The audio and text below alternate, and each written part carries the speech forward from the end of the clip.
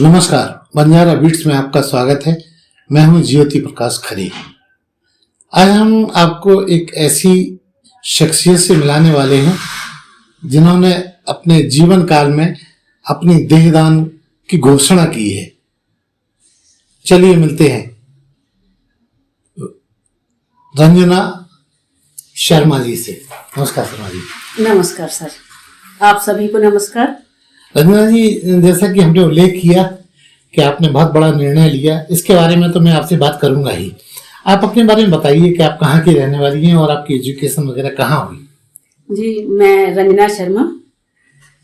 मेरी रहने वाले तो हम वैसे अलीगढ़ के थे, लेकिन पापा चूंकि सिंचाई विभाग में कार्यरत थे तो ट्रांसफर होता रहा, इसीलिए मेरी एजुकेशन कभी एमपी तो कभी यूपी, लेकिन फाइनली क्योंकि पापा की सर्विस झांसी से ही स्टार्ट हुई थी और रिटायरमेंट भी झांसी से हुआ, इसलिए झांसी बहुत ही केंद्र बिंदु झांसी रहा।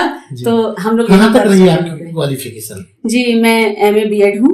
मैंने बीएड और एमए झांसी से ही किया है, यही बुंदेलखंड। शिक्षण कार्य भी किया है? जी हाँ, कहाँ? मैंने डॉक्टर आरपी के आईसी में शिक्षण कार्य किया, लेकिन कोरोना काल के दौरान जब स्कूल कॉलेजेस सब बंद हो गए तो थोड़ा सा अपने लिए वक्त मिला, तो मैंने फिर थोड़ा सा पढ़ा और फिर जो है मैंने वहां से एक मेरी लाइफ में टर्न आ गया। वो बताया हमारे दर्शकों को। फिर मैंने जो है बिजनेस करने का निर्णय लिया। डाइटिशियन के अनुसार उनके आर्टिकल पढ़ने के बाद मुझे ये पता चला कि जिनको कोरोना वायरस हो चुका है, जो इफेक्ट जिनमें आ गया है या जिनमें लक्षण दिख रहे हैं या जिनमें अभी नहीं दिख रहे हैं, तो अगर बचाव हो सकता है तो वो एक शाकाहारियों के लिए सुपर फूड, बेहतरीन फूड, संपूर्ण फूड जिसको कहते हैं, वो टोफू है, यानी कि सोयाबीन का पनीर। तो ये कैसे बनता है और किस तरह से आपने इस प्रोजेक्ट को आगे बढ़ाया? ये उसी दौरान मैं पता करके, आजकल तो गूगल पर सारी जानकारी होती है, सर्च इंजन से जो है सर्च किया और समय भी था। सबसे बड़ी बात यही, प्लस पॉइंट यही हुआ कि समय था। सब जानकारी लेकर मैं जो है पहुंच गई ट्रेनिंग लेने। उसी दौरान मास्क वास्क पहन के इंदौर वहां से ट्रेनिंग लेकर के आई, तो वहां से लौट कर आई तो स्थिति और खतरनाक हो गई थी और भयावहता थी हर जगह जो है। अब दोबारा से उसको क्या डिटेल उस पर वो करना। तो इसके बाद बस वहां से आने के बाद फिर वो जो है ये हुआ कि नहीं, अब तो कुछ भी हो इसको जो है स्टार्ट करना है जनहित में। जी बिल्कुल। जनहित के जब इसमें लगा कि ये जो है भाई शाकाहारियों के लिए कोई और है नहीं, कोई चीज, कोई विकल्प ही नहीं था, तो सबसे अच्छा और सबसे सस्ता विकल्प यही था। क्यों? टोफू में ऐसा क्या है जो लोग उसका इस्तेमाल आपके हिसाब से करना चाहिए? टोफू सोयाबीन से निर्मित एक खाद्य पदार्थ है।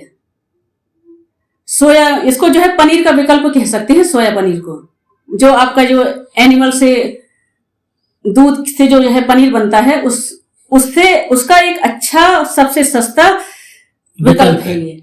तो इसमें क्या क्या ऐसा मिनरल्स या विटामिन या प्रोटीन्स होते हैं, उसके बारे में संक्षिप्त जानकारी दीजिए। उच्च गुणवत्ता वाला प्रोटीन, सबसे ज्यादा इसकी जो सबसे अच्छी क्वालिटी है वो ये है कि इसमें प्रोटीन सबसे ज्यादा है। और कोरोना वायरस जो जब विभिन्न उसमें म्यूटेंट हो रहा था वेरिएशन में, तो उस समय ये हुआ था प्रोटीन से ही आप बचाव हो सकता है। तो इसलिए ये हो रहा था कि खाद्य पदार्थ में आप जो है सोयाबीन के पनीर को शामिल करें। अब चूंकि सोयाबीन को ऐसे ही तो आप इंटेक नहीं कर सकते ना, तो इसलिए रात को इसको जो है पहले भिगा दिया जाता है, 10-12 घंटे के लिए इसको भिगाते हैं, और अगर गर्मी होती है तो 7-8 घंटे में जो है ये फूल जाता है। इसके बाद सुबह इसको साफ करके अच्छे पानी से 2-4 बार इसको धो करके फिर इसको ग्राइंडर में जो है पीसते हैं, तो दूध अलग हो जाता है और इसका वेस्टेज जो है, पल्प जो है सोयाबीन का, वो एक तरफ निकल आता है। तो जो इसका पल्प होता है वो भी वेस्ट नहीं होता है, क्योंकि प्रोटीन की इसमें बहुतायत होती है, तो इसको जो है गाय भैंस को खाने के लिए उसके अंश से भी लाभ पहुंचता है, वो ज्यादा दूध देती हैं। इसके अलावा उसके पल्प से सोया हलवा, सोया पकौड़ा, तमाम व्यंजन बन सकते हैं। तमाम व्यंजन, सोया उपमा, तमाम चीजें इससे जो है बन सकती हैं। जी हाँ जी। बस इसके बाद उसको जो है 100 डिग्री पर बॉईल किया जाता है दूध को, और फिर कोगुलेंट के डाल करके उसको फाड़ लेते हैं। फिर टोफू प्रेस में लगाकर कंप्रेस कर दिया जाता है, और आपको एक बढ़िया उच्च गुणवत्ता वाला प्रोटीन, जिसमें कि मिनरल्स हैं, अमीनो एसिड्स हैं, कैल्शियम, मैग्नीशियम, पोटेशियम, इतने सारे फाइबर, सारे तत्व जो है आपको एक ही चीज में उपलब्ध हो जाते हैं। अच्छा रंजना जी, टोफू को आप फिर सोसाइटी में कैसे आपने सर्कुलेट किया, उसका प्रचार कैसे किया? हाँ, क्योंकि ये ज्यादा लोगों को जानकारी में है नहीं। हाँ जी, जब हमने ये हुआ कि भाई अगर रिस्क नहीं ले सकते तो फिर सब बेकार है, लेकिन हमने ये रिस्क उठाने का निर्णय लिया कि हम लोगों को अवेयर करेंगे, क्योंकि हम जानते थे उस समय कि समाज जागरूक नहीं है, इसको कोई नहीं जानता है, लोग नहीं मानेंगे, और सोयाबीन के बारे में ये अफवाह भी थी कि इसको यूज नहीं करना चाहिए, तो जानवरों के खाने की चीज है, जबकि ऐसा नहीं है। आप देखिए जापान में, चीन में, वहां पर तो ये टोफू का बहुत प्रचलन है जी, मैक्सिमम खपत इसी चीज की है जी। तो इसलिए हमने जो है इसकी मार्केटिंग काफी मतलब पढ़ा, काफी सर्च किया इसके बारे में, उसमें क्या क्या होता है, शोध किया। हाँ। किस नाम से आपका ये प्रोडक्ट बाजार में जाना जाता है? सोयम, हमारा जो है लोगो सोयम गायत्री फूड प्रोडक्ट। अच्छा। तो इसकी सप्लाई इन दिनों झांसी के अलावा भी कहीं है या झांसी नगर में ही है? अभी झांसी नगर में ही है, और आगे हमारा प्रोग्राम इसको और जो है विस्तार करने का है, और साथ में जो इसको भी हम गाय भैंस के लिए जो हम कह रहे थे, उससे भी जो बहुत सारी चीजें बनती हैं उसको भी स्टार्ट करने वाले हैं, और आसपास के दूर दराज गांवों में, आसपास जो झांसी से लगे हुए हैं, तो वहां की महिलाओं को भी जो है स्वावलंबी बना करके आत्मनिर्भर बनाने का हमारा इरादा है। ज्यादा से ज्यादा लोगों को हम आत्मनिर्भर बनाएंगे। बहुत अच्छी बात है। ये तो मोदी जी का ड्रीम प्रोजेक्ट है कि ज्यादा से ज्यादा आप रोजगार देने वाली बनिए। तो आपके इस टोफू वाले प्रोजेक्ट में कितने लोगों को आप अब तक रोजगार दे पाई हैं इन दिनों? इन दिनों 4 लोगों को रोजगार दे दिया है, 1.5 साल हुआ है। तो 4 लोग इस समय जो है इसमें मन लगाकर अच्छी तरह से काम कर रहे हैं, और उनके कार्य से हम भी खुश हैं और वो भी खुश हैं। रंजना जी, आपके इसके अलावा और क्या शौक हैं? ऐसे क्या काम आपके रहे जो दुनिया को चौंका देंगे आज? अब अपने मुंह से अपनी क्या तारीफ करें? नहीं, आप बताइए, हमारे दर्शकों को ये जिज्ञासा रहेगी। जितने भी ये करंट टॉपिक होते हैं जी, उन सब के प्रति मेरा रुझान रहता है जी। जैसे कि इस समय जो है ओजोन परत में छेद हो रहा है, तो पर्यावरण को संरक्षित करने का सबसे एक अहम मुद्दा है।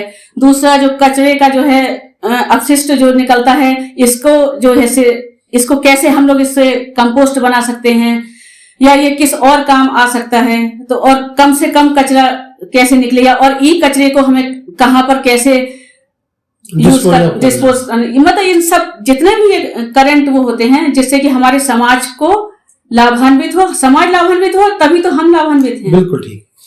रंजना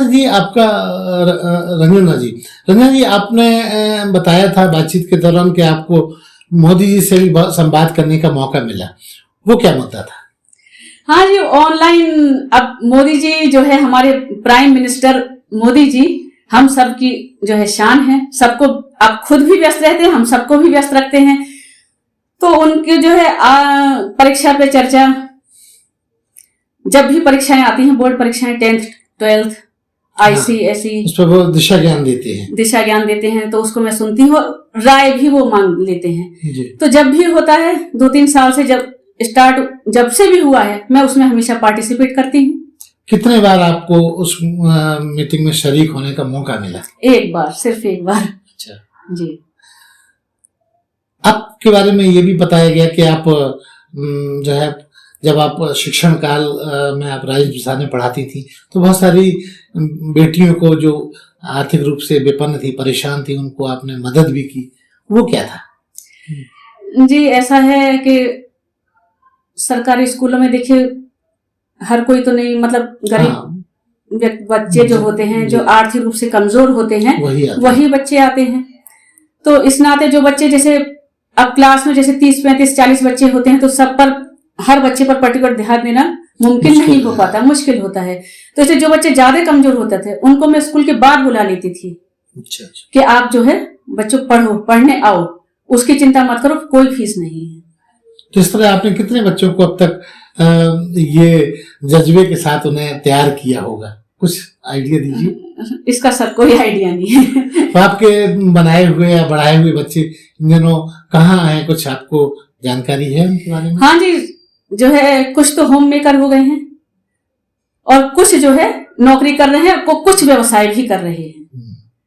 तो संतुष्टि है, ये देख करके मिल जाते हैं बच्चे, जब नमस्ते करते हैं तो अच्छा लगता है दिल को, और उनकी खुशी देख करके खुशी होती है। मुख्यतः आप किस विषय की शिक्षिका रही हैं स्कूल में? जी, मैं 9th 10th को इंग्लिश पढ़ाती थी और 11th 12th को इकोनॉमिक्स। दोनों विषय बड़े कठिन होते हैं। हाँ बच्चों की नजर में जी, दोनों विषय कठिन होते हैं जी। तो कठिन को ही सरल बनाना तो शिक्षकों का कार्य है जी। रंजना जी, एक बात और बताइए, मुझे आपके बारे में ये भी पता चला कि आपने हाल ही में एक बहुत बड़ा अकल्पनीय निर्णय लिया कि आपने अपनी देह के दान के बारे में गवर्नमेंट साइट पर रजिस्टर कराया है। इसके पीछे क्या कारण आपको लगा, क्यों आपको लगा कि इसकी जरूरत है? समाज में जब भी सोशल मीडिया कभी खोल लो या देख लो या न्यूज में आता था कि इसका हार्ट काम नहीं कर रहा है, ये बच्चा पैदा ही हुआ है, इसके हार्ट में छेद है, या ये बच्चा देख नहीं पा रहा है, ये इनवैलिड है, इसकी ये हड्डी नहीं है, इसकी ये स्किन नहीं है, तो इनसे भी बहुत हृदय विदारक न्यूज ये होता था, बहुत विचलित हो जाते थे। तो इसीलिए मैं निर्णय लिया कि मैं मरूंगी मैं अकेली और जीवन दान 8 लोगों को मिल जाएगा। किसी के हृदय में दिल बन के धड़केगी, मरने के बाद भी, हाँ, मरने के बाद भी मैं जिंदा रहूंगी 8 लोगों में, 8 अन्य लोगों में जिंदा रहूंगी, तो इससे खुशी की बात और क्या हो सकती है सर। इस निर्णय में किसी ने तो आपका विरोध किया होगा। हाँ जी, विरोध तो हुआ, मेरे अपनों ने ही विरोध किया। हाँ। लेकिन फिर मुझे ये है कि हाँ, धीरे धीरे वो समझ जाएंगे। आपकी इस पूरी टोफू वाली यात्रा और ये जो भी आपका जीवन अब तक चला, इसमें कठिनाइयां जरूर आती हैं, क्योंकि जो अच्छा काम करते हैं उनके साथ विडंबनाएं बहुत होती हैं, उनको भी शेयर कीजिए हमारे दर्शकों के साथ। सर, बहुत परेशानियां आई, लेकिन अब वो परेशानी नहीं लगती है, क्योंकि हमारा ये था कि जो कोचिंग जाने वाले स्टूडेंट्स हैं, बिरयानी खाते हैं, फास्ट फूड खाते हैं, डोसे में भी जो है पनीर घिसा जाता है, वो कहीं ना कहीं जो है नुकसानदायक है बच्चों के लिए, नकली होता है, या मतलब ऐसा नहीं कह सकते, वो गुस्सा हो जाएंगे।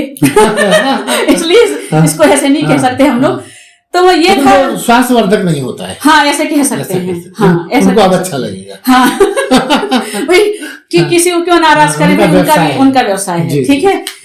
तो बस ये था कि वो बच्चे जो है सुबह से भूखे आ जाते हैं, किसी की 6 बजे से कोचिंग है, किसी की कितने बजे से है, तो वो जो है बिरयानी खाते हैं। तो हमें ये लग रहा था कि बच्चों को अगर उन्होंने 20-30 रुपए का हाफ प्लेट या 1 प्लेट खा ली जो भी, तो दिन भर के लिए उनका आहार हो जाता है, अगर 4 पीस भी उनको टोफू के मिल रहे उसमें। बिल्कुल। उनको देखिए, इसमें विटामिन बी श्रेणी के भी विटामिन B6 भी होता है, B12 भी होता है, ओमेगा 6 होता है, ओमेगा 12 होता है, कैल्शियम, फास्फोरस, पोटेशियम, जो भी मतलब बढ़ते बच्चों के लिए आयरन जो उनकी जरूरत है, वो एक जगह अवेलेबल है, और उनको वो पसंद भी है, और उनको वो पसंद आता है, ठीक है। चटपटा होता है बिरयानी, और बच्चे खूब खुशी से खा लेते हैं।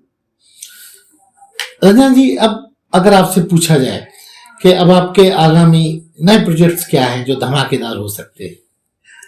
धमाकेदार तो जैसे अपना ये टोफू चल रहा है, तो सोयाबीन जब हम जान चुके हैं कि ये बेहतरीन खाद्य पदार्थ है, इससे बेहतर शाकाहारियों के लिए कुछ नहीं हो सकता है, सब कुछ उनको इसमें मिल जाता है, तो हम ये चाहेंगे कि अब इसी के प्रोडक्ट आगे, जैसे अब सोया दूध, फिर सोया पनीर, फिर जो है सोया लस्सी गर्मियों में, तो ये इससे, और का सोया उपमा, हलवा, तमाम व्यंजन जो है, तो एक करके इनको बढ़ाएं। अगर आपसे एक सवाल पूछा जाए, अवश्य, क्योंकि रंजना जी ने अपने बहुत बड़े बड़े निर्णय तो ले डाले हैं, आपसे 2 ख्वाहिशें आपके बारे में अब जाननी चाहें हमारे दर्शक, तो आप क्या कहना चाहेंगे? यही कि अपना जो भी ठान लो उसे पूरी शिद्दत से करो, जैसे मैं कर रही हूँ। अब मैं जो ठान लिया, अब कितनी भी परेशानी, जिद्दी होके करना चाहिए, जिद्दी होकर करना। अब कितनी भी परेशानियां आए, मुझे करना है तो मुझे करना है, मुझे सफल होना है तो मुझे सफल होना है। बस ईमानदारी रखो अपने कार्य के प्रति, अपने काम से कोई लापरवाही नहीं होना चाहिए। हाँ, कोई हीला हवाली पसंद नहीं, ईमानदारी से करिए। रंजना जी, हमारी चैनल जो है एक न्यू कॉन्सेप्ट मीडिया है। ये आप जैसे अद्भुत लोगों को हम ढूंढते रहते हैं और उनके साथ अपने दर्शकों को मिलवाते हैं। आप कोई अगर संदेश देना चाहें तो स्वागत है हमारे दर्शकों को। मैं यही कहूंगी कि आप कोई भी डिसीजन करने के लिए अगर कर लिया, प्रतिबद्ध हो ही गए, कर लिया है तो उस पर चलते चलो। आज आप अकेले हो, शुरुआत में आपने वो अकेले किया, लेकिन जब आपके अपने देखेंगे तो वो भी आपके साथ हो जाएंगे। हाँ, ऐसा जो आपको शुरुआत में जो लग रहा था कि अरे तेरे बस की नहीं है, अरे तू रहने दे, वो भी साथ हो जाएंगे और वो बराबर कंधे से कंधा मिलाकर आपका सपोर्ट करेंगे और वो दिन रात नहीं देखेंगे, हर कदम पर आपका सहयोग करेंगे। इसलिए जो आपको करना है और जिस काम से आपको खुशी हो वो काम आप करें। रंजना जी, जब आपने इतना सब कुछ काम किया, टोफू पे भी काम किया और भी बहुत सारे आपने सोशल मुद्दों पे काम किया है, तो कहीं आपको सम्मानों से नवाजा गया होगा, उनका भी उल्लेख करें। हाँ जी, अभी कुछ दिन पहले की ही बात है, तो सुनील खरे भैया जी को पता चला होगा कि मैं जो है टोफू पनीर का जो है मैन्युफैक्चर है अपने काम कर रही हैं। हाँ, कुछ जरा हट के काम कर रहे हैं, क्योंकि वो प्रयास सभी के लिए बहुत ही एक बेहद अच्छी खूबसूरत संस्था है, जो वास्तव में ग्राउंड जीरो पर जाकर के वो हम जैसे लोगों को नजर डालती है कि कहाँ हट के काम हो रहा है, प्रमोट करती है। पहले नजर डालती है, फिर उसको प्रमोट करती है। तो उन्होंने मुझे जो है कॉल किया कि ऐसे ऐसे है। मैंने कहा ठीक है, तो बोले ठीक है आना है। मैंने कहा हाँ जी आ जाऊंगी। तो उन्होंने मुझे सम्मानित किया। आपको लगा कि आपका जो किया धरा जो बोया है वो सही फसल के साथ तैयार हो रहा है? बिल्कुल। उस दिन मुझे लग तो रहा था कि मुझे, लेकिन ये लग रहा था कि और समय है, अभी इसमें शायद समय शेष है, लोगों की निगाहों में आने में समय अभी शेष है कि ये आए कि ये प्रोडक्ट जो है अपनी झांसी में भी जो है चल रहा है, दौड़ रहा है। लेकिन उस दिन मुझे एहसास हुआ कि मेहनत बिल्कुल सही है, सही दिशा में मैं चल निकली हूँ। अब बस मुझे चलते ही जाना है। तो ये थी रंजना शर्मा, जो अपनी टोफू की यात्रा के साथ साथ अंगदान जैसे महत्वपूर्ण मुद्दों पर जो इन्होंने निर्णय लिया वो आदरणीय है। बंजारा बीट इनके उज्जवल भविष्य की कामना करता है। रंजना जी, बंजारा बीट से बात करने के लिए बहुत बहुत धन्यवाद। आपका भी बहुत बहुत आभार। आपने जो है मुझे चुना, इसके लिए आपको बहुत बहुत आभार, बहुत बहुत धन्यवाद आपका। इस चैनल को लाइक और सब्सक्राइब करना ना भूलें। देखते रहिए बंजारा बीट्स।